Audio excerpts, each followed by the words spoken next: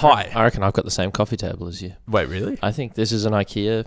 I reckon I've got this coffee table in my living room. It's there's a specific name for it. Yeah. Hi. It would have to be. Josh, Ben. how are you? Yeah, I'm good. How are you? Yeah, really good. Lovely to have you on the Chess with Josh podcast, episode 5. Chess with Josh with Ben. It's a pleasure to be on the Chess with Josh podcast, episode 5, Chess with Josh with Ben. Thank you. Oh my God. Sorry. I'm going to put that back on the floor. Yeah. Lovely to have you here. To the audience, Ben is, how would you like to describe yourself, Ben? I'm 23. I'm about 6'1", and I'm a stand-up comedian. That's true as well. He is 6 foot. I think you're 6'2".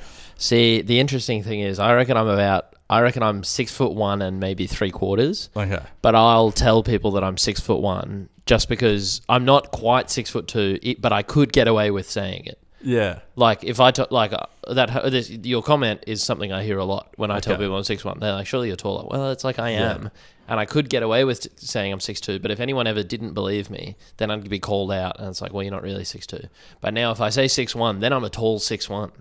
Then I'm a modest, tall, humble 6'1". Okay, I see what you're saying. Rather than maybe a facetious or untruthful 6'2". See, if we were playing the game of chess, my next question would be: is honesty something that's important to you? But it's not, since we're not playing chess. No, well, I don't. I care about the answer, but it'd be more fun if I was distracting you from the game. Oh, I see. Which is how this would sort of work. Yeah. Right? Okay. No, that makes sense. But we don't have to crack into save it straight away. Save it for then if you want. I'm not going to save all the good questions for the chess. Okay. But yeah, Ben is quite a good stand-up comedian. He That was such a beautiful thing to say. No, I remember, like, because I still remember your first ever you were there. set. That's true. Because we did the same like thing. Yeah. I was like doing some like comedy at the time as well. And yeah, you were one of the most still are one of the most motivated people in that comedy scene as well. The Brisbane comedy scene was really, really good. But it's just like, I feel like you were always like trying to push further, which is super cool. Oh, thanks, man. And I also feel like you've, not to like, I feel like it's weird giving people too many compliments. No, but it's nice. It's like I feel like the way that you would talk maybe even influenced other people in the Really? scene. Like, you know how there's people you meet and they have an infectious way of talking and then they change the way they talk? Yeah, totally. So yeah, interesting. those were two things I thought. Oh, that's so nice. And those poor people who copy the way I speak, because I just copy the way everyone else speaks. And then we're all sort of the same. Now everyone's just doing Sam Campbell. Yeah. It all comes from somewhere. It has to. So what's your experience with chess, Ben? Frankly, I was in the chess club in grade 2. Actually? Yeah. Okay, so I was cool. in the chess club there, was into chess. My grandma used to buy me, she'd come and visit every week or two, and she'd bring me a copy of a magazine that was, I think it was a Harry Potter chess magazine. And maybe I'm making that up, but in my mind, it was a Harry Potter chess magazine. I was very into Harry Potter at the time. Yeah. And every edition would come with a new piece. Maybe it's just a Harry Potter magazine. Yeah. But every week you'd get a new piece for your chessboard, and then the final piece of the puzzle, they sent you a wand, and then there was like a magnet in the bottom of the in the bottom of the piece, and there was a opposite magnet in the end of the wand, so you could push the piece along without even touching it at all. It was pretty cool. Sick. Did you get the whole set, or? That's a lot of magazines. I know it's a lot of magazines, but you know, no one was losing too much sleep over Anne Morritt, put it that way. You know, she was doing all right for herself. So yeah, I think I might have had all of the magazines. Okay, that's fair. Yeah. No, I definitely had the wand. Yeah. And before we get started, what's your Harry Potter house? I'm curious. Oh no, I've only seen the first 2 movies. This was very much a flash in the pan for me. Okay. So I don't. You don't know how it ends? I don't subscribe to all of this. I have a feeling I know how it ends, but I'm really not that interested. No one's, to be honest, spoiled it. Like, what do you mean how it all, like, I know some of the big stuff, but I'm honestly, you could tell me and it's not going to, like, I'm an adult. Okay. But I'm excited to play chess. Because chess was a big part of Harry Potter, obviously, in that first or second flick. In the first one. Yeah. Yeah, they play chess and it's big chess. That's right. And it's big chess. Yeah. And you know how to play the game? I know how to play the game. Yeah. I don't actively play the game, but I do know how to play the game. That's very good. Yeah. All right. What about you? Well... Yeah. When did you start playing chess? I started when I was a kid. Yeah. And like both of my sisters, they're older than me and smarter, and they would want to play with me a lot when I was a kid, and they would beat me every single time. And then I think that like that aggravated some little brother part rags of me. to riches sort of stuff. So I learned how to play chess properly, and then was able to beat my sisters at chess. And the moment I did that, they stopped playing. Oh my god! Because, yeah, they sound like assholes. No, they're fantastic. In a way, that's the best chess move they could have made. Yeah, in the game of masterful life. gambit. Yeah. And then I just played it with friends at high school, but then there was this job that came up to teach chess to kids, and I was like, that seems really interesting. And then I did that for like a year, and that sort of changed, I guess, it actually became, I feel like, almost like part of my, like something I identify with. Totally. I guess is just because I just loved it, and then was competing for a bit, but I'm not like good enough to compete super well. Sure. But I just enjoy You're around it. Yeah. Yeah. So that's chess for me. Great. Yeah. Oh, good to know. Good to know what I'm up against. Cool. So What's the record? Because this is episode 5. yeah. Do you go easy? I have played easy on people. Okay. Can you play medium on me? I can play medium. Yeah. All right. Yeah. But don't take the piss. Yeah. No, it's not about winning you or won all of losing. them? It's Have you won all of them? No. Really? So the first one I lost, but it was You didn't really lose. No. And then the second one and third one I won because it was like I actually couldn't bring my no, that's I couldn't bring it down enough, and that would have been like not fun. Okay, great. And then the last one, the fourth one I did with Gabe, he genuinely beat me on time.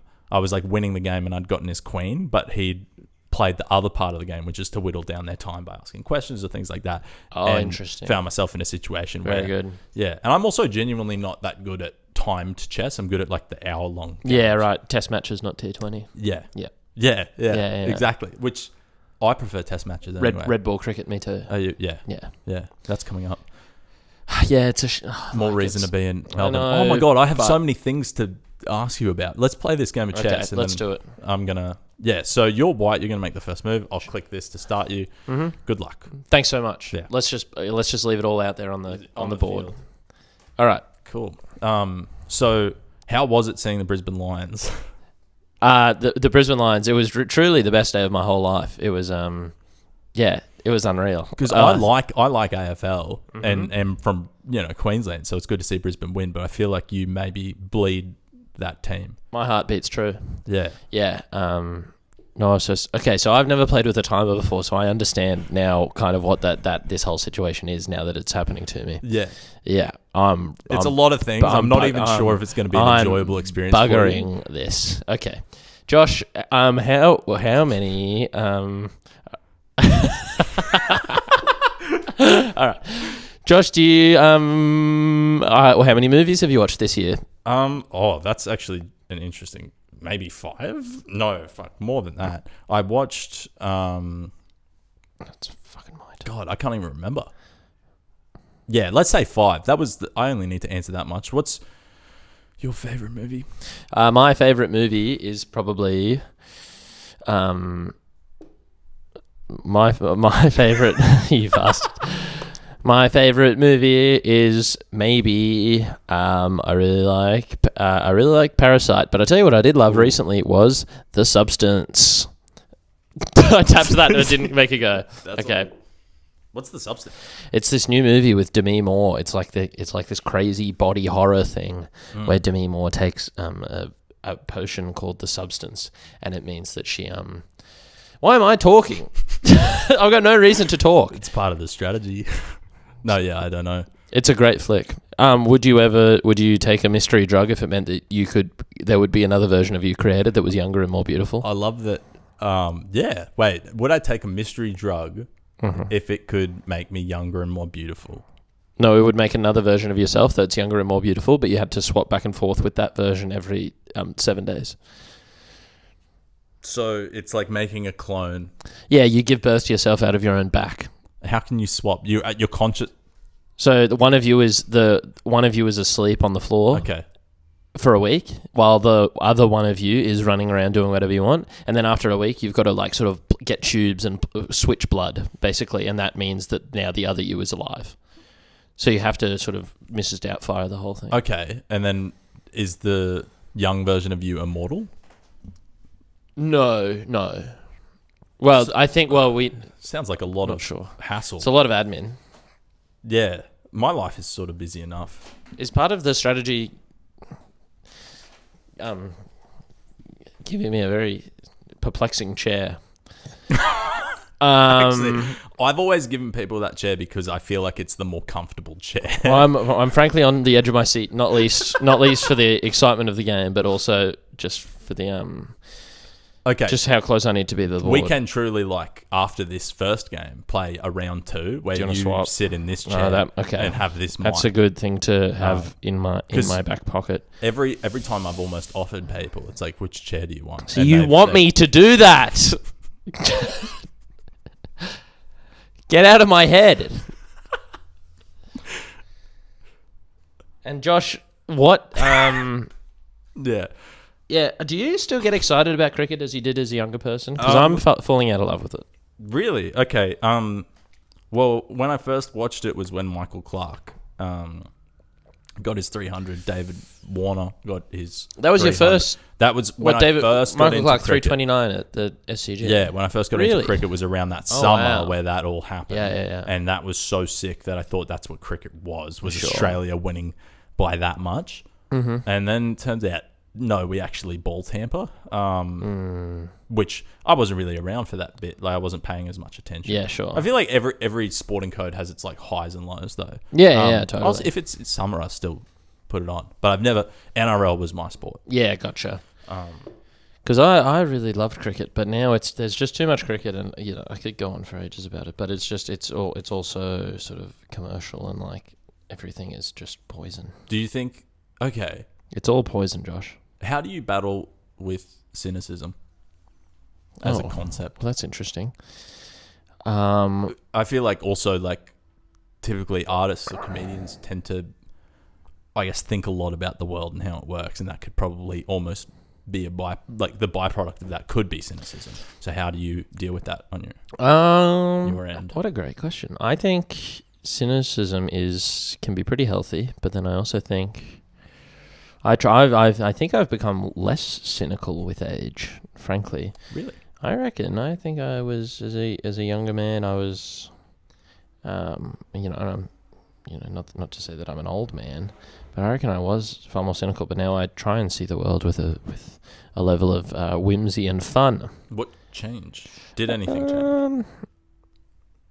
Yeah, I don't know. I think I just realised it's just nicer that way. All right. So what are we? Let's stop sucking each other off. Hey, let's just.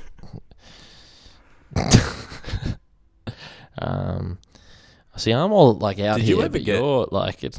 Hey, just 1 second. You have to answer. Did you ever get flack for being funny or the jokes you would say? Like, did you ever cop criticism or get feedback that was like people were like, you need to stop, or that's a defense mechanism? All of the time. Like I was such an annoying youth.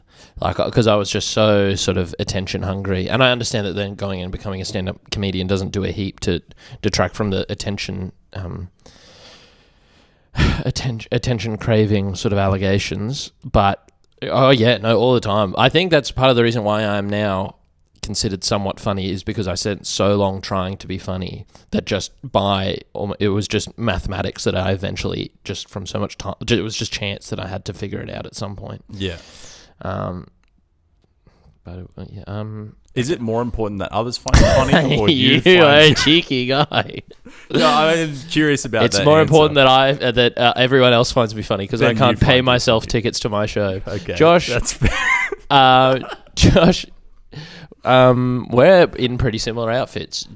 How much effort do you put into your wardrobe and how you dress and how you present yourself?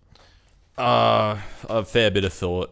And it frustrates me because sometimes I feel like it's like this is you going easy on me. You could be playing. No, I'm trying to. The move Okay.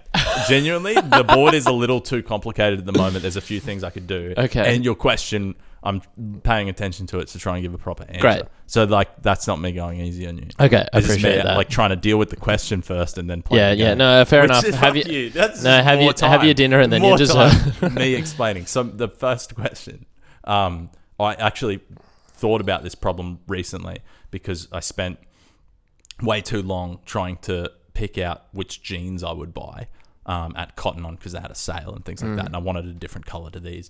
But then I ended up going online to get a different color to these. Or I feel like I actually spend a fair bit of time thinking of what would work and what would match. Too much time in comparison to what the end product actually is. Like, Yeah, sure. and I've never had that much money as someone in life. So I've never really had access to a lot of like the real trendy looking clothes. Sure. So it's sort of like, I don't know, but I've always liked it. You care about it. Yeah. I don't know. Totally. Do you care? I care. Yeah. I care. Oh, and the first piece is taken. You are out of your mind. I mean, you've just totally lost the plot, haven't you? Very well. I see your check, and and there's no easy way to say this, but I do that. How, No, I'm just doing that. So when you okay. put on like was clothes for a What set, was all the commotion? when you put on clothes for a set, Yeah. there was probably someone laughing in the house. Yeah. Oh, no, not that I commotion. have I was other- talking about the... Oh, there's commotion on the board. That's the thing. Yeah, it's commotive. When you like, let's say, okay, you're actually doing a show tonight, which is an interesting thing, right? When you put on your clothes for a set, do you just think I'm just going to dress how I want to dress, or do you think like, oh, I can't dress super nice, I have to like try and be funny as well as dress how I want to dress? Is that part of your brain? Definitely. It's something I think about. I think you don't want to go too... I once did a gig and then I was like going somewhere after or something. I was kind of like a party and I was like kind of dressed up. Like I was in sort of proper pants and a proper button up. And it was still sort of, it wasn't super dressy, but it was definitely on its way there. And I could definitely feel a vibe that people were like, we don't trust this young man because he's trying to be young and boyish. Smart looking, yeah. But we can see that he's dressed too fancy for this and he looks it doesn't match. Okay. So I think you've kind of got to match your vibe a little bit. And then generally when I go to shows, I kind of want to dress like, I'm trying to dress like my audience members. Yeah. I'm just going to reset the camera. Okay. You're trying to dress like your audience members? Well, no, I'm just trying to like, the clock's actually paused here, so I'm in a bit of... no, I just try and I suppose, yeah, no, they look good. My audience members are some of the most good-looking people around. Okay. But I try and just generally look pretty nice and just dress how I normally would. But then I try and avoid like heaps of words on the shirt or like a shirt with like, I've been told, I think it was Danny McGinley is a Melbourne comedian, and he was up in Brisbane and I did a set and he was emceeing. And then he said after the set, he was like, a piece of advice, don't wear like funny slogans on your shirt. I was wearing the shirt that said product of a strong woman, which I didn't think was very funny. Can I give you a piece of chess advice? Because I'm going medium on you. Take that move back. Yeah. Fix the problem. I moved my knight there. Yeah. If you don't fix that problem, I take this and I... Oh, you are so the problem. You are so the problem. Find a way to fix that problem. Okay. That's my medium Thank you for help. saying... No, I really appreciate that. That's okay. Oh, okay. Well, that's it. Yeah. Oh, that's the way That's to fix the way the problem. to go. Because I actually made a blunder. I really appreciate that. That was a blunder on my part. You really didn't... That wasn't you. Just... Wow. No, I genuinely... Because I touched the knight and then I didn't want to move it. And then I was like, I touched the piece. Is that what you play? You play touch piece, move piece? Well, I do, but I don't think No. I'm happy to roll with that. So yeah, I try not to... You just don't... You want your clothes to not distract, I think, is the main thing. You want to blend in, be a chameleon. Let the words do the talking. How important is... well, I feel like it's very important, but like trust in terms of comic... Because you mentioned that it's like the audience won't trust you if you're dressing in a certain way. Mm. Have you ever feel like you lost the trust of an audience? I used to... I don't don't know. That's a great question. Have I ever lost the trust of an audience? I mean, I do a lot of betraying. Like sometimes you tell a lie or something. Yeah, but that's funny, isn't it? Yeah, it is. It's all for it the is purpose funny of to being tell a funny. lie. I don't know. How would you lose the trust of an audience? Like if you're like, if I'm like trying to present, I guess like the way I look at the world, or like the way I speak on stage is maybe different to how I would normally speak in real life, obviously. But then if I said something that it isn't in line with what I'm saying on stage, that's when you kind of lose trust, I think. Fuck my life. Fuck my fucking life. Well, I've touched that, so I should do something about it. You should move it anyway, so I think it's a good touch. Yeah. Okay. That's good. So no, I'm not sure I've ever lost them. Have you ever lost the trust of of anyone? Oh, yeah, absolutely. Yeah. Okay. Sorry for asking about that. That's okay. that's an inappropriate question to I ask feel for like a hasn't everyone? yeah. I know. We've all lost trust, and we've gained trust. I feel like there's an important arc or like journey that needs to happen in terms of like going from like child to adult, or like adolescent to adult more so, where it's like I feel like when you're maybe in your teens and early 20s, you kind of feel like you could never fuck up properly, especially if you've had a successful like 16 to 20 period. Yeah. If you feel like you've been very confident and done well and people have liked you, Totally. you could tend to maybe even start to feel like it's only up. Totally. And then that's almost exactly when something will happen that like, boom. Yeah. You actually shat the bed on that one. Oh, for sure. And I feel like what you become after that is actually who you are. And I feel like that is like an extremely important experience. That's why they say it's like let teenagers make mistakes. Yeah, for sure. Oh my goodness. It doesn't feel good to fuck up, but it's like... No, I think back all the time to me as being a young person, being like, God, I look back and I was just like, I just cringe all the time at my young self. Yeah. But then I'm like, no, but it was important that I was cringe because I like who I am now. And if I weren't cringe then I wouldn't be me now. Yeah. Wow. You know? Like you got to be cringe is to be true. Or at least you're trying things. Mm-hmm. Absolutely. When was the last time you cringed at yourself? That's a good point. When did I last cringe at myself? Like something I did in the present moment, or something looking back on, I was like, I reflected on something that was cringe. In the present moment, you actually felt embarrassed. Sorry. Wow. There's no reason to not do that.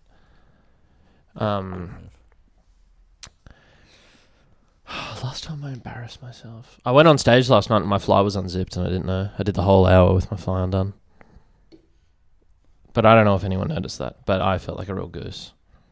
And then I shook an audience member's hand afterwards, and he kind of like he was there because I asked him during the show. I was like, "How did you find out about the show?" He was like, "Oh, I saw you in Brisbane." So I was like, "Oh, this guy, did he fly down? He's into this stuff." No, he didn't fly down. He was visiting. If someone flew down, no, that's dedication. Would that like freak you out? That would really freak me out. Well, and I would also go, "You fucking idiot!" Like, obviously, I live in Brisbane. You don't have to come and visit me. Like, I'm coming back. At what level would it be appropriate that people fly to a different city? Sorry, just thinking. So what even just happened? Okay. Oh, I see. Ah, yes. Typical. Like Seinfeld came to Australia recently, and I think his tickets were like $200, and people probably flew from a different city to watch him. I think, like, I would never. I don't know if I would ever fly to a different city to see a specific artist, even though I bleed art. I fucking love art, but I'm not sure if I'd fly. But also, I've never had the money to do that. Not for comedy. Maybe for... Is there any comedian? Even Dave Chappelle. Dave Chappelle came to Melbourne. Sorry. Right. Dave Chappelle came to Melbourne. Oh, yeah. $70 tickets. I still didn't go. Yeah. Correct. Yeah. You're not going to fly and pay $300. Yeah. Yeah. I'm trying to think. I was slightly tempted, like, to potentially look at Oasis. Oh, I would have been tempted to do that if I like Oasis, but then like if there were people around me who were like keen to go, and I would have paid my own money and like bought my own ticket if there was like a bit of groundswell there. But I'm not dedicated enough of a fan. But shit like that where it's like a once in a thing, and then Brisbane people generally come to Brisbane. Like, we get pretty lucky. I was bummed about the Dare. I would have liked to have gone to What's the Dare. the Dare? The Dare, he did that song Girls recently, and he produced for Charlie XCX. Oh. He likes the girls who do drugs, girls with cigarettes in the back of the club. Okay. Sorry, that's too loud here. So, and he's only going to Sydney and Melbourne, but not Brisbane, and I really would have liked to have gone and seen him. But otherwise, I'm very excited for Laneway. But are you going to go to Laneway Festival? Have you got any art that you're engaging with in the near future that you're excited about, and if so, what?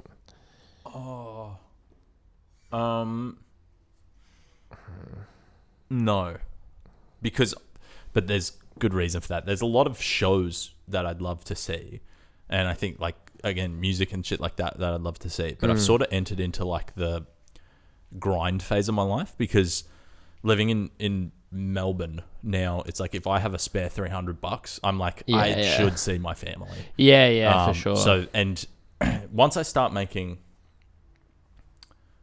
more money, and that's like, it's coming from maybe more sources and things like that, then I will be able to like kind of do more shit that I want to do. Totally. But I'm in that grind phase, and it's interesting because I never used to value money as much. I used to just sort of be like, it's good. But now I'm actually like, I really do see the value of money because I'm far away from my family and friends. Totally. And though I fucking want to be in Melbourne and like it and have friends here, but it's like, I've realized through this trip almost that family is very important to me, and people that I have known and loved or even liked. It's like, still important for sure. Check. It's check because it's revealed. I see the bishop. Yes, you've revealed the bishop. Very clever. Oh, whoop-de-doo, the bishop's revealed.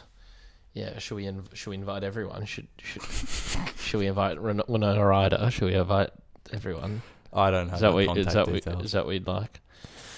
Why Winona Ryder? Oh, you've got now we've got something against Winona all of a sudden. I mean, what's going on? She was good in Stranger Things. She was good in lots of... Yeah, she was good. She was in X-Files, was she? That sounds about right. I feel clever because I forced you to sacrifice the queen, because otherwise the castle would have taken it. This is where it's... We're all totally medium level. Well... Okay. Ben takes the bishop. Ben takes the bishop. Yeah, that makes sense. I was talking about that with someone recently about, like... I think maybe my perspective on money and things like that is maybe skewed. Really? Just with my upbringing, I was so fortunate that I realised that there's maybe been an error in my ways sometimes with just how I've gone about stuff. Or like... Check. Ben has 1 second. He lost on time. And he's lost on time. It's okay. Hey, that was a great game. Bit of chaotic chess there. That was chaotic. I feel like I felt a little bad, but I was like, I am playing medium. No, play medium. That was quite a good game. You made the board very complex in the middle there. I really fucked around. And you had good defenses. Really? Yeah, you genuinely did. And I just caught you off guard with a couple of moves. It's very funny being a podcast and it's chess, and it's difficult to see the chessboard. The chess part of this... You need a... Yeah, but fucking... I don't have... A GoPro. Again, it's like there's things I do You if got to I see had the money. family. Yeah. You got to see the family. Yeah. Got to see the family. And I don't know. All this... Could you digitally recreate the board as it happens? The effort. Oh, yeah. The effort that would require would not be worth it. For me to like watch from the camera. That could be for the Patreon. Watch back. Yeah, I guess so. I genuinely have not thought in any way of like the extra elements that could come further from this. Yeah, sure. Because at this point it's just like I already had all the equipment. I like playing chess. Yeah. Let's just have a go. Totally. But yeah, if people got behind it or wanted that, then sure. Yeah. Oh, ring it up. I can see it. I see the vision. There was an interesting... What were we talking about? There was an interesting... Oh, you had a fortunate life. About money. Yeah. Oh, I was just, How was your perspective? I was very, very just fortunate in life. I had a conversation recently with someone about like... I felt like this person I was talking to was like saying about how they were... they'd gotten this work opportunity and that it felt like it wasn't paying enough. And then in my mind, it was quite a cool work opportunity.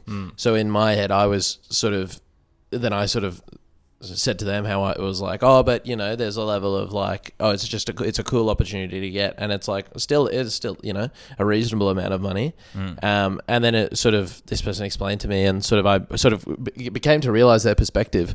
And I like to think that I'm generally pretty in touch with, like, you know, how people are and people's situations and stuff. But I just never really considered in terms of like that. When you're trying to make something a career or make something a livelihood, then there are like risks that you like just that I'm maybe able to take sort of in being a creative and stuff that other people aren't able to take, or that it's a much bigger risk for them taking stuff, so that then when they are, you know, when opportunities come, then you want to be like sort of immersed properly for it and like that sort of thing. So it was just kind of like in terms of the value of like sort of having a safety net and having like, am I going to be, I'm not in the camera there, hey, if I'm sitting back here. I'll check it. No, that's okay. I can lean. Actually, genuinely, I want to check. Yeah, have a look. If I'm let back like that. Your head's I'm half in there. Okay. I could stay forward. But yeah, that was, whoa. Yeah. Let's actually switch chairs. Okay, let's switch. So I can run it back. The shitness of that, because I genuinely do feel like, don't forget your water bottle. This is a first for the podcast. No one else has been behind the red microphone? First time ever. First I hate this already. Because you can't really lean back into it. It forces you onto the... No wonder you've... It wants you to be back here. And that's it's out of the camera and everything. Yeah. I really thought that this was like a really good investment for both my room and the podcast. Having you got the chair with the pod in mind? With the pod in mind, because I was like, it looks sick and it feels comfortable, so people will be happy. It's comfortable to sit back in, but to stay up in is... yeah, so this will be a very interesting second half where you're more comfortable. Well, now I'm really feeling like I can do some damage. Also, one thing I thought about as well, but I was like, I can't really fix this yet, was the fact that it's like I'm always higher up than the other person. And you're a tall guy to begin with, so there's an extra level of like... it feels like a whole power play, this whole thing. Come over to my place, see how big it is, see how little I pay for rent. Yeah. Let me sit above you and beat you at a thing that I'm... we muck, we kid. We do. Yeah, I would never want that as an outcome, ever. No. Yep. Or maybe I would. I feel like on the thing with money and the pursuing dreams... I feel like regardless of whatever this is to use some of my sister's wisdom, because she's a statistician, very good with money and numbers. It doesn't really matter what figure you start at. What matters is that you start and you start early. Yeah. The way that compound interest works with anything is that it's like it fucking escalates very, very quickly at a certain point. So if you have a dream, and I'm saying this from the perspective of someone who was like, I would say somewhat poor growing up, but like, you know, had a house and like a family and things like that. So that was fantastic. But like, it doesn't matter where you start from. What matters is that you do start. And if you believe enough in the idea of, I guess, investing in yourself, totally, whatever your dream is will happen. If you I think that there's like a certain but yeah, there is sacrifices and things like that. Oh, but totally. Some could even say that it's like starting from a fortunate position could almost stunt someone's growth because they're not like ready to face adversity or things like that. Oh, you don't have that fire in the belly. Oh, absolutely. It's something I think about a lot, but it was just a very eye-opening conversation. I already thought I was like pretty well along the way. I like to think that I'd hate to think that I carry myself sort of out of touch or like that it's, but that's happened. But it was just a very interesting conversation. Well, I honestly never thought you were someone who like was a rich kid growing up or anything like that. It never seemed like that. But then I do remember one time when we were working on the radio team together. Yeah. And I like in the car park, I went to my Holden Astra and I think I saw the car you were driving. I was like, the Mazda I don't 3, think comedy's going that well yet. The Maserati. I was like... Blessed with the Mazda. Full transparency, that's a 50-50 split with my parents. That absolutely. Purchase. So that's pretty good. That's all across the board. Yeah. I think that like is good parenting on their behalf. I'm very, very thankful. Be like- Shout out Kat and Jim. Yeah, good job, They work guys. very hard. Which way do you twist this to tighten it? That's the question. Yeah. I mean, That way. your guess would be as good as mine. Yeah, I think this that's is about gonna right. suck. Well, I shall we hate do this it? chair. Yeah. Cool. I'll reset this timer. Have a little drink of water. That's your shoes. That's my shoes. That'd be terrible for whoever just listened to the sound of the water. God, I saw Aidan Wilcox's show last night. Do you know who Aidan Wilcox is? He's quite a phenomenal comedian, and if you do get the chance to go to a show this Melbourne Fringe, I would recommend it be Aidan Wilcox, because he's one of the craziest guys ever. The reason I bring it up is that he does the whole thing with a mic, a mic strapped to his, he doesn't have a mic. No. He's got what is that called? The ear, the face. Yeah, you know what I mean.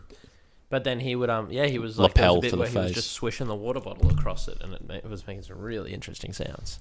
I think Ricky Gervais did that in a special once, but that's the only other stand-up I've ever seen do that.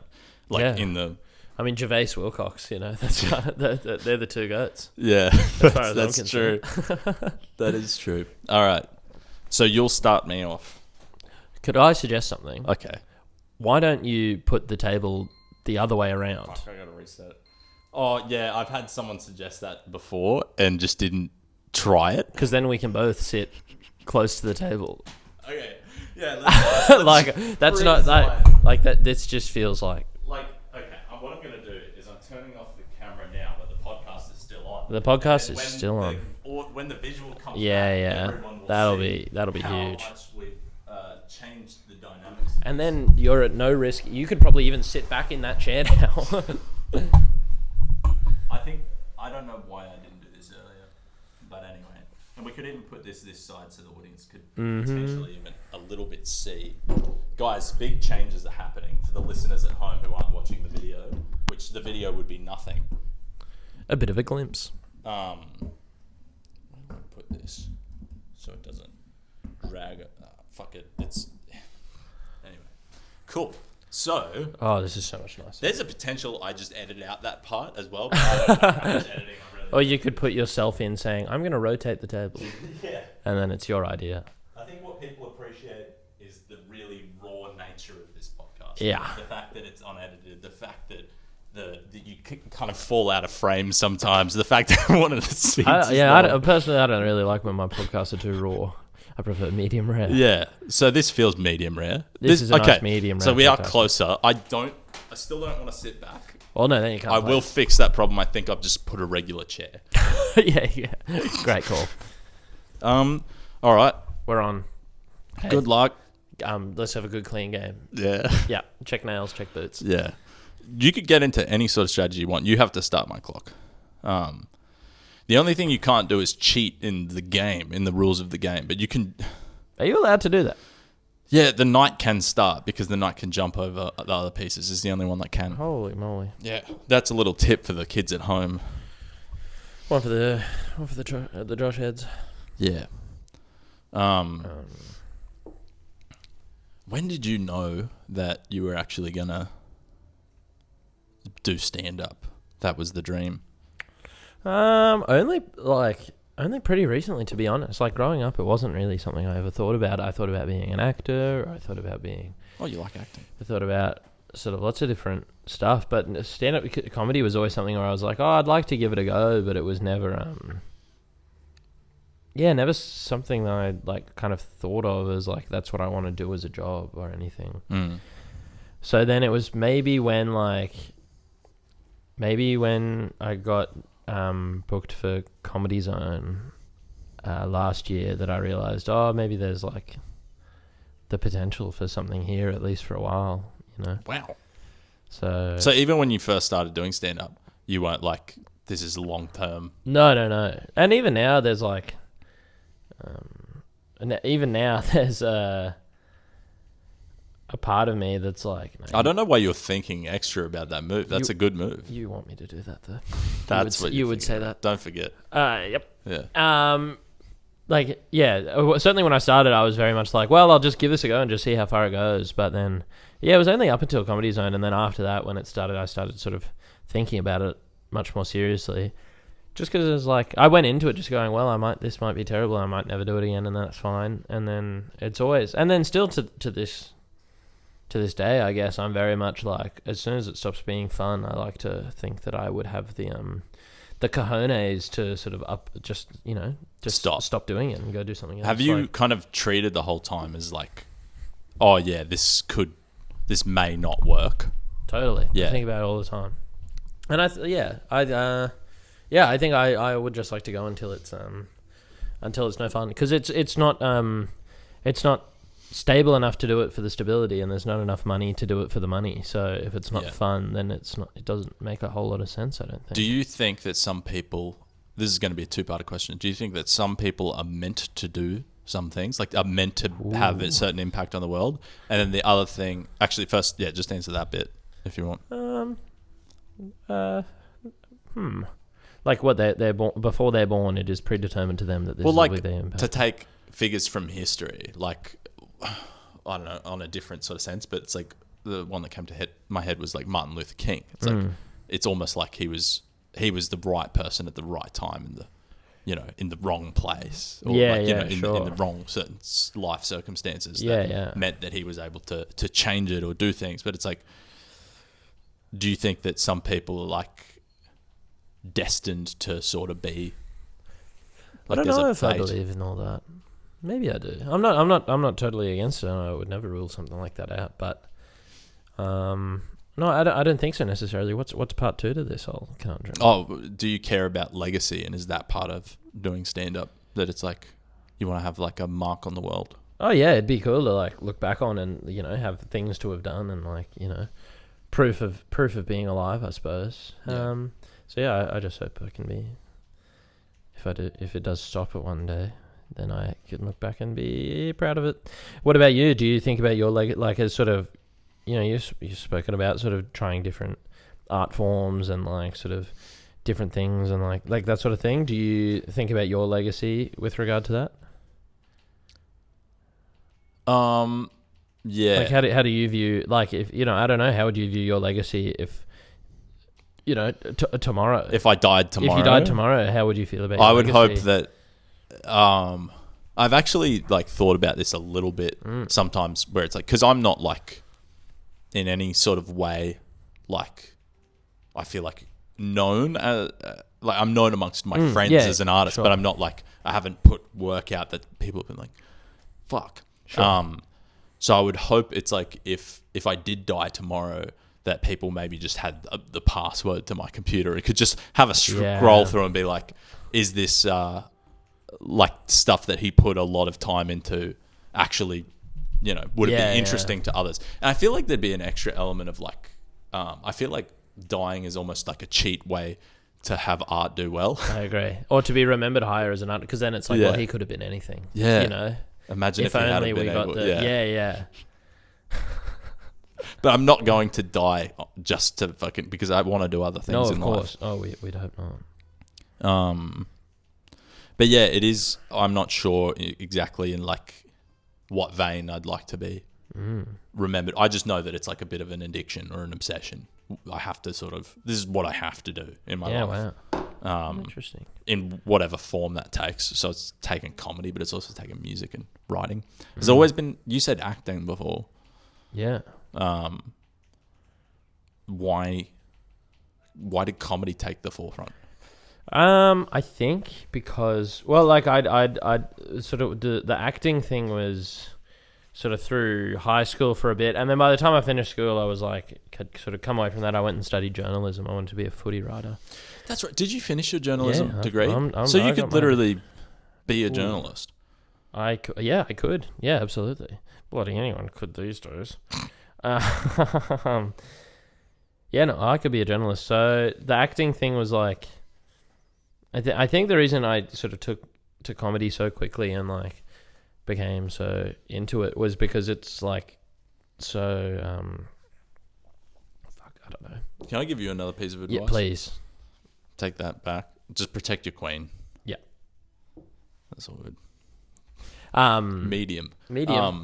So it's because comedy has such like a quick like idea, like there's such a short time between idea and reaping the rewards of the idea.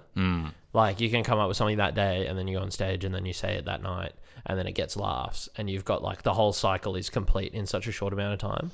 Whereas like other things that I did, like whether it was journalism or acting or writing or whatever it was, everything else just has like such a long turnaround time in comparison. Like if you start writing a movie or you start learning to act, then it's, years and years and years, and then you act in something and then it goes ages before anyone sees it and you are able to sort of reap those rewards, I suppose. So I think that's what comedy sort of appealed to in me, was that you just went from, you said not to do that. Oh, you can do that. Yeah, I just meant protect your queen. I might do that. Yeah, so I think that's what stand-up sort of did for me, it was just such a short turnaround. Like I think I can struggle sometimes with like long-term gratification or whatever, or like seeing things through. I think a little bit like what you were saying about this podcast, like having a long-term project that you might not necessarily have an immediate idea for. Yeah. I sort of figured out at some point, because I've had a lot of trial and error, and I figured out at some point that it was like you, and people have talked about it before, but it's like you almost have to really divorce yourself from the outcome, because it could be good or bad, but neither is going to like help the work being done as per se, or like help you do stuff. So you have to almost just love the fucking grind. I like that. Of doing the thing. Yeah. And because one time I was like, oh, music is the thing, and I'm going to quit my job. I was a bartender. I was like managing a bar, and I was like, I'm going to quit that and I'm going to make money off of music, and I have a plan and I'm going to do it. And I was like, nothing could go wrong because I'm driven and I'm going to make it happen. And then my goal was to make $700 a week from playing music at pubs and stuff, and then make all my music and produce in my spare time, because you only have to work a Friday, Saturday night to do that. Anyway, I fucking did it, and was making that money a week, and I hated my life so much, and that was the part I didn't expect. Wow. Because also I'm not that good a musician, and that was the thing that was surprising to me, is that I achieved the goal of playing covers in a corner. Yeah. And I hated it for multiple reasons. I think people kind of enjoyed it, but it was like this thing of like, it removed me from people. I wasn't connected. I didn't feel and I was like, oh, the reason you have a job isn't because it gives you money. It's because you want to fucking be around people, and you want to actually feel like you're serving others. You want to feel like you're giving to them. And I was just playing fucking songs in a corner while people were like eating their meals. Yeah. And I was like, then this is invaluable to, even if it is a little, or it's like, it just didn't feel, stand up felt better than doing that. So that really confused me, because I was like, oh, I threw everything at that, made it happen, and didn't like it. Yeah, wow. So it made me have to get back to the drawing board of like, what exactly am I doing? Oh, so interesting. Have you ever had a moment where you've had to go back to the drawing board? By the way, check. Yeah. Where you've had to like really reconsider. Okay, can I give you another medium tip? Yep. When you can, don't move your king when you're in check, because it ruins your ability to king castle swap later. So when you can, try and block the thing that's putting you in check. Rather than, I see. Because otherwise, that's quite a good move. Great. Thank you for that. That I've had to totally reconsider. Wow. I was having a bit of a crisis of confidence today, to be honest. Oh. Just about the show. Like, I did the first of these shows last night, and it was like fine, and it was okay. And then I had, because I had my fly undone the whole time, that it didn't, that the audience was somewhat perturbed. That's a good word. But it kind of made me think, like, oh fuck, what am I doing? Like, am I wasting people's time? Am I wasting people's money? Like, I felt like a bit of a. Sometimes I do feel, because it feels like it has happened quite quickly, the whole comedy thing, and it just feels like, am I like. I know this isn't really a question, but like, am I worthy of it all? Attention. Yeah, which is like it's a tricky thing to grapple with, because like, not really, like I don't, I don't. My thing with comedy is like I think it's all pretty silly. Like I don't see comedy as actually being that important. And if people like it, they like it. If they get joy from it, they get joy from it. But when it comes down to it, like it's not. I just don't see it as super necessary. And certainly some comedy is, but then like in the grand scheme of things, like what I'm doing at least right now is not super missed, or wouldn't be if it wasn't happening. I would offer a counter. Yeah. Like not just as the friend who offers a counter, but also from like I guess a business perspective or like a value perspective. Yeah. Like because I remember once I did I did an arts event thing, and I was like, I wanted you to do stand up. That's right. Yeah. From that perspective, it was literally just like, I can almost guarantee to a 97%, surety that if I put Ben and a mic in front of people, their vibes will be good. It's like whatever he tries out, whatever the fuck happens, I'm sure that he could like be, probably the first thing is like wouldn't freak him out. Yeah. In the wrong way, because you want to be freaked out a little. I'm freaking him out a little. But it's like that you're a kind soul. That's the first priority, so that people would feel good that they watched you. Yeah. They would feel ick. And then the second thing is that you're actually funny. Yeah. So it's like, cool, I can rely on that being true. So there is value to that. And it's like people genuinely, I feel like, want to be entertained. Oh yeah, I agree. I think people want to be entertained, but it's like so. And then from the friend perspective, sorry, that was the business. The friend perspective. No, you're funny, man. Thanks, good. Man. I love that. I was so interesting. You talking about like the music thing and like how that was like kind of what took that away, and I guess or like that you didn't enjoy how you felt while performing there, or whatever.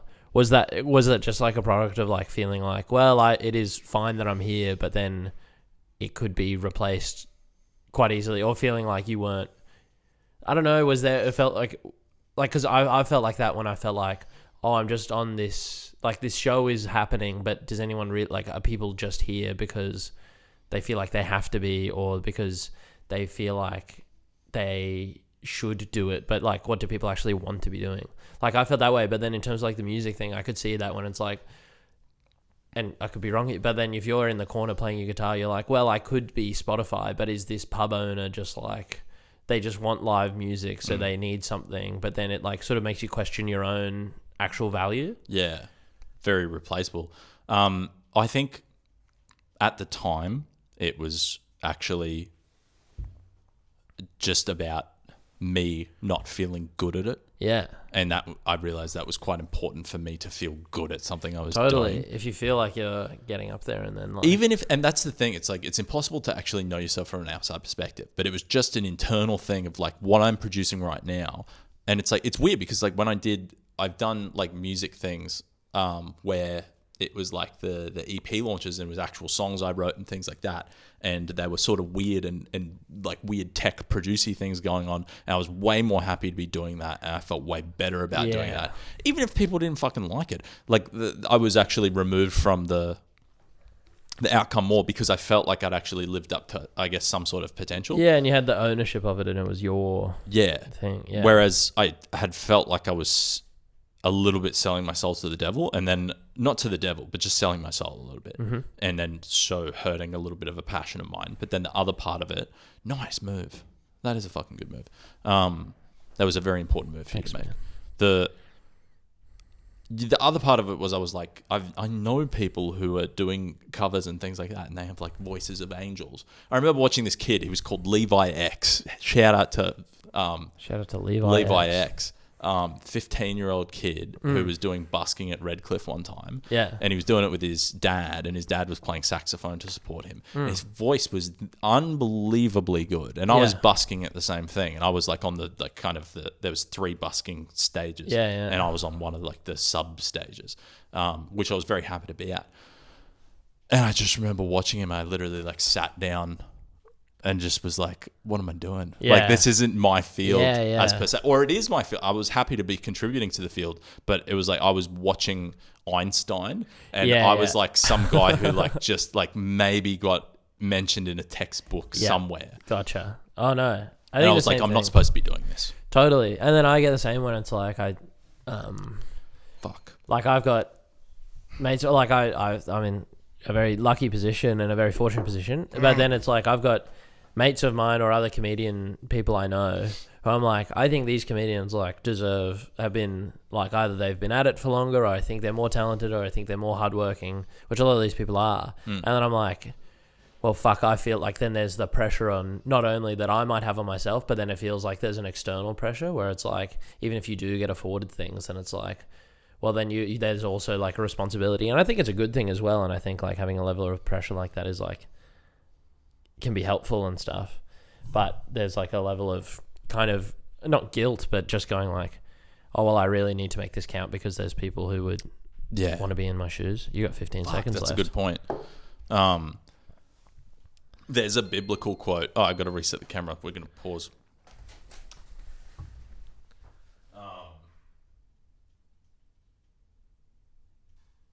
There's a biblical quote that is that I only know about because of someone else analyzing it. I didn't find it myself, but it was like, maybe I went and read it, but it's like, to those with everything more shall be given, to those with nothing everything shall be taken. And it's like, not that like that is how life should be, but it's life. That's what it's happens. more like that is what life is. And I think it very much perplexes people a lot of the time, because it's like, when you fuck my life. No, tell me more This about hurts. that. But what was it? So to everything, Literally to those with everything more. This is a genuine challenge now, and I'm upset about that. I've backed myself into a corner because I actually genuinely got quite interested in telling stories. One of the problems with the podcast is there's no stakes in terms of losing or winning. Like, it's not like there's like you fucking have to win. Christ. I want to win now, but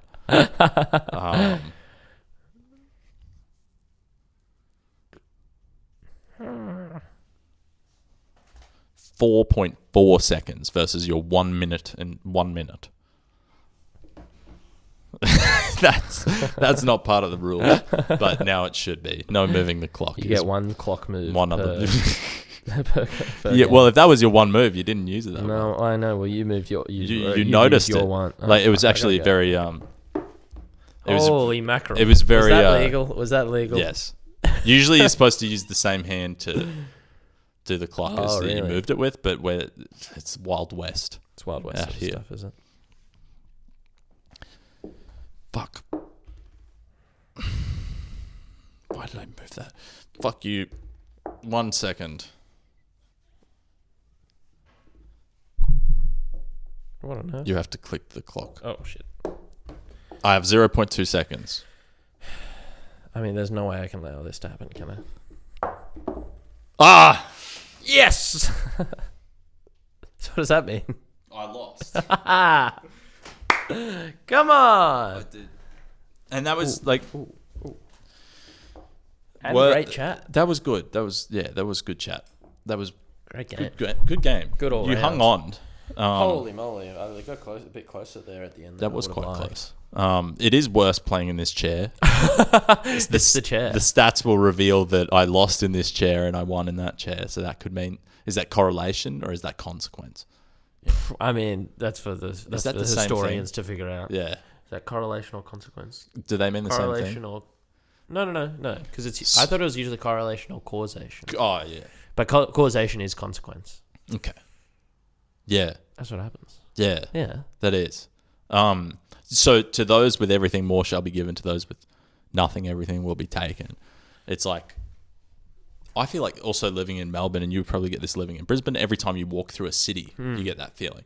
Because it's like, one of the things that freaked me out about when I first moved to Brisbane, you walk down the street of like Fortitude Valley and you'd walk past all the, you know how they have all the car stores like on the main street and have all the displays. So they're like literally just your Audis and your new Range Rovers, all the big, and then you would literally just walk like a little bit further and just it's just a lot of homeless people. Yeah. And it would be like, how are these things directly beside each other? Yeah, Oh, for I sure. live in a city. And in a city that happens because you have, I guess, a large enough sample size that it just will do that. Totally. That's a weird thing. That's life. That's what happens. But yeah. What do you believe about the world in the regard of like making sense of that? I've really been trying to figure it out. But yeah, I suppose back to your cynicism thing, I'm not super like, I don't know, I'm not super crazy about like sort of the universe and these things, and and that's not to poo-poo those who do, but I do tend to think it's a bit of big rock floating in space sort of stuff, but then I think there is something quite nice and freeing about that. But then in terms of making sense of all that stuff, I've not got a Scooby. I think there's some real bad stuff going on out there, and I think it is true, but that greed seems to be at the root of it all. So if you ever found yourself a millionaire, and then you thought back to your younger self, got to dish some of that stuff would you? out. Yeah. What do you think could be? Giving back. Yeah. Will that be an important? This podcast is going to be clipped the hell up once I am a millionaire and I look back on all the nice things I promised I'd do and I'm in my mansion. Yeah, probably. Yeah, give it all to charity. Give everyone a bit. No, I think you do have an obligation to like pay, like a fair share to, charity and those who need it the most. But then there is also like, I don't know. This is heavy stuff. Yeah. Well, sorry. That's just where I. No. I like it. No, I think... weirdly, there's going to be more millionaires probably in our lifetime than ever before because the idea of being a millionaire will, like... with inflation. Because of inflation, it's just like the cost of housing, you need $1 million just to get a house in a city sort of thing. So it's like So it's like... It kind of will reduce what the idea of being a millionaire is. Billionaire is going to become the new millionaire. Yeah, it would just keep going. Does inflation have to stop? This isn't really a question. I think the bubble for the experts. Does the bubble not have to burst? That seems to be each time they talk about in the movies. Each time it bursts, we seem to make a new bubble. Yeah. I don't know. It's tricky. Like, you got to give to charity, but then there's also like, you gotta people. I don't think anyone's expecting everyone to give all of their stuff to charity. You know? There's the line there. So I don't know. It's a very tricky thing. What do you think? What is the question? Well, I mean that was kind of part of my issue. But like, if you did find yourself a millionaire, then how do you go about making sure that you're like being a millionaire in a just way?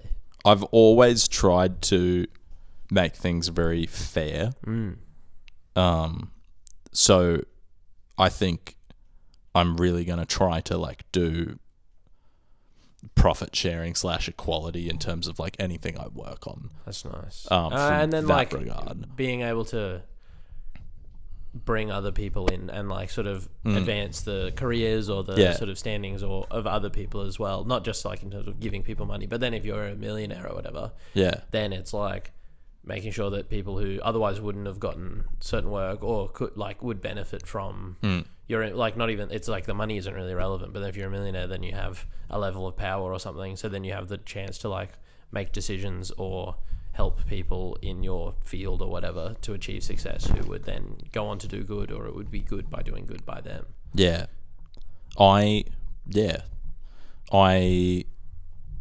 am not a millionaire, so I don't know what it's like, but I can imagine one of the reasons why maybe millionaires don't end up giving a lot is because it's fear, probably. I think they end up fearing that people treat them differently, judge them because they have money, they want something from them. So then it starts becoming about protecting and things like that. So there's this, it's not just because they're greedy and assholes, but it's also driven by the fact that they're trying to protect themselves. Yeah, for sure. I think I can speak a little bit to like, I don't know, I bring home a lot of pastries from work. Oh yeah, because I work at a cafe, and I enjoyed one of them just moments before. Yeah, there's so many that it wouldn't even make sense for me to have them all because there's like so many. You'd be sick.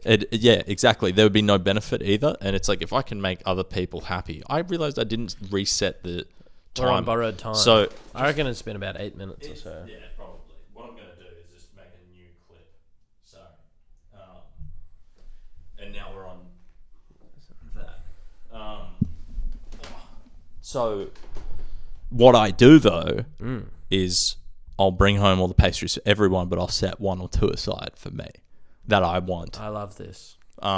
Because I was the one who got it. Yeah. However, there's excess. So much to go around. So I think that is how I'll probably That's the way to go treat life. Treat It's it like the pastries. There'll be excess. I'll give a lot of the excess, but I'll keep the 1 or 2 things I actually want. Yeah. That's nice. Yeah. What an analogy. People are going to talk about that for ages. Who knows? Yeah, I like that. I had genuinely some pre-prepared questions for you. Yeah. Not pre-prepared as such, but it was just like genuine questions I wanted to ask. Yeah. And which I hadn't done for anyone else. I just thought of it.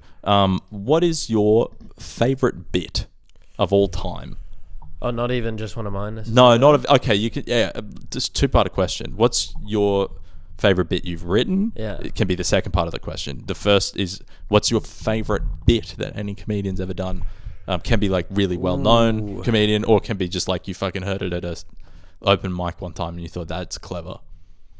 Wow. Favorite bit.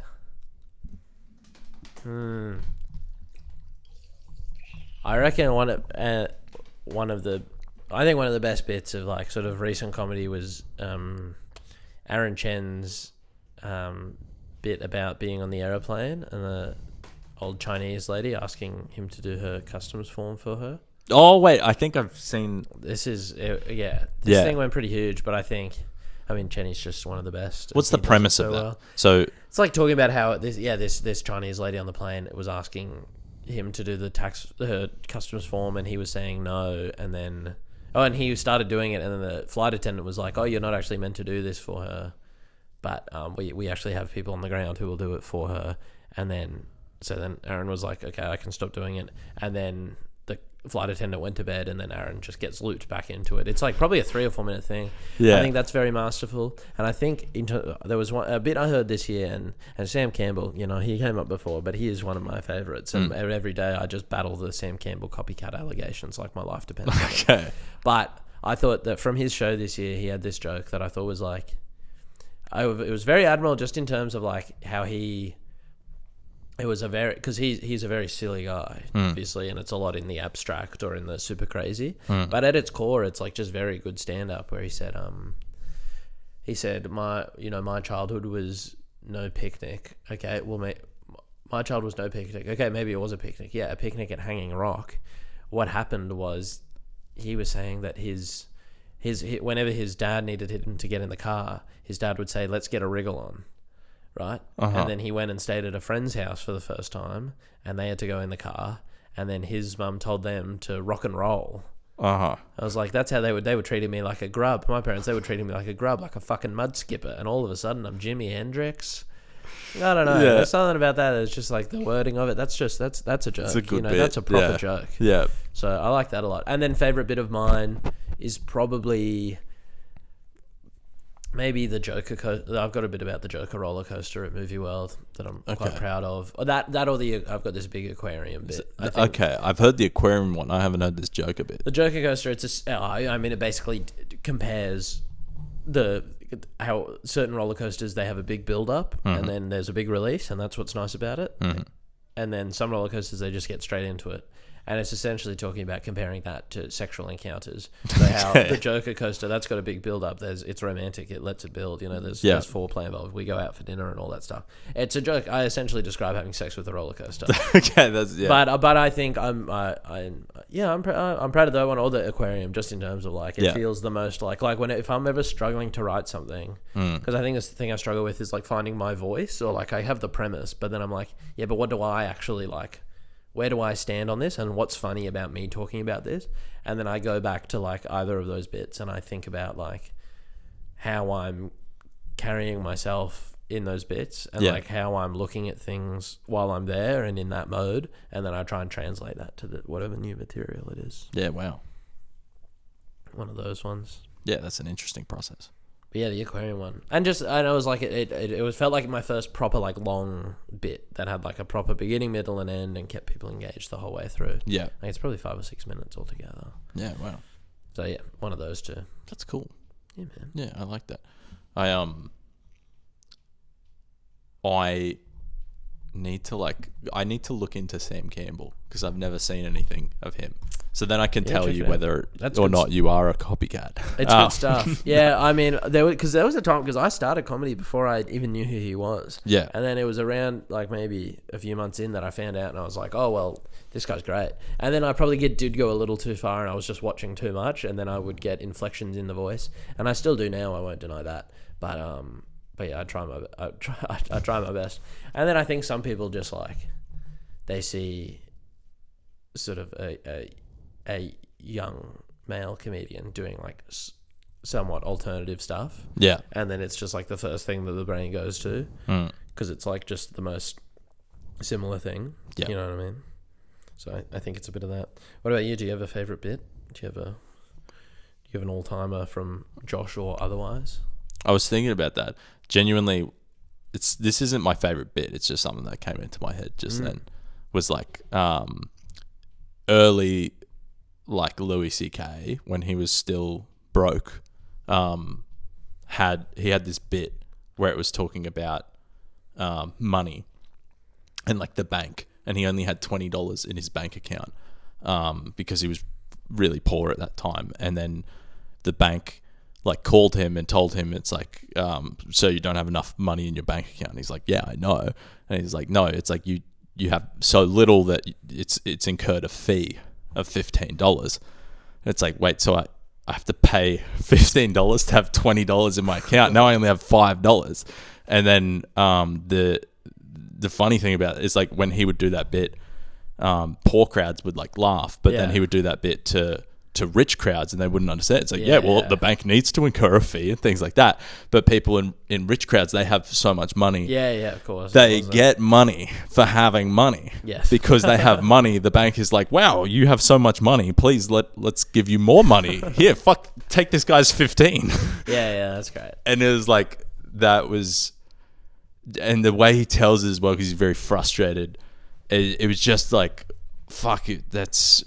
When you analyze it like that, it just makes you think about life. Totally. But it's just hilarious. Yeah. So yeah, I a lot of my favorite bits I think are from like people like him or Chappelle or Ricky Gervais and all that. But the weird thing is like, because I grew up with those guys, but I also feel like currently, I feel like they've had their time in the sun, and their time in the sun was maybe 10 years ago. And then now it's like, I'm genuinely curious to see what the next thing is, because I feel like I still find them very funny and they're like heroes, but it's like in terms of the current day, it's like they more just play into like, I guess, their controversy. Yeah. Totally. And people have, opinions on them and things like that, but it's like I just liked them because they were the smartest. Yeah. Like absolutely. Yeah. But yeah, no one's really replaced them as like the goats, big dogs. Yeah. That's true. So I'm curious to see what is next. It's like because each sport team has its fucking time. And in the same way. Maybe it'll be you. Maybe it'll be. Yeah. I don't think I have a favorite bit that I wrote. My bits, I look back, I think they were a year ago probably. Yeah, right. But I think I remember, here's the thing, when I did stand up, I remember it going well for me enough, but I knew that I'd never really was able to, for whatever reason, write jokes, or at least stay interested in the writing the jokes part. Yeah. I would do a 5-minute set that'd go well. And then the next time I do stand up, I would do a completely different 5-minute set, because I was like, well, it went well last. I needed to do something new, because I think what I liked is the genuine play. But once I just didn't like. I don't know what it was. I once wrote a bit about purple cum, that it was like the idea was like, oh, I had a multivitamin and it made my pee green. Yeah. I don't know why they haven't invented something that makes your cum purple, because I know that men would buy it, knowing men. And then there's a fucking tagline for it and shit. But it was like, the premise was just that men would buy something that makes their cum purple, which they would. I would. Yeah. Oh, God, the purple cum you said that word and I got taken back to like Greece 3 years ago. Yeah, Jesus Christ. Purple cum. Yeah. So but no, I'm very happy not doing stand-up now. Like, genuinely, it's such a stress relief, and I think there's other things for me to do that are more for me to do. Yeah. I get you. Yeah. Makes sense. What's the time? It's probably time to stop. One last question. Yeah. This is one of the pre-prepared ones. You get to dap up one person in history. Who? Oh, wow. Like, first thing I think is like Andre the Giant. 'Cause he had the biggest hands ever, and if I've got to dap up, think about like you'd probably wrap a whole hand around his thumb or something. That's you true. Wouldn't get all the way around. There might be danger in that but as well. in terms of like dap up, like congratulate or just like say good on you too. Jeez.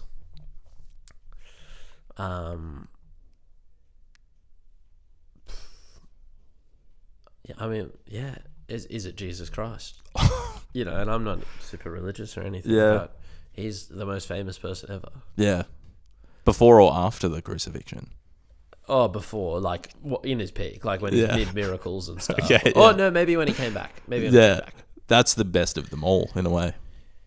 Give me. Oh no, but you kind of want to get him before he was cool, because it was like after he came back out of the tomb where people were like really got on board and they were like, we love this guy.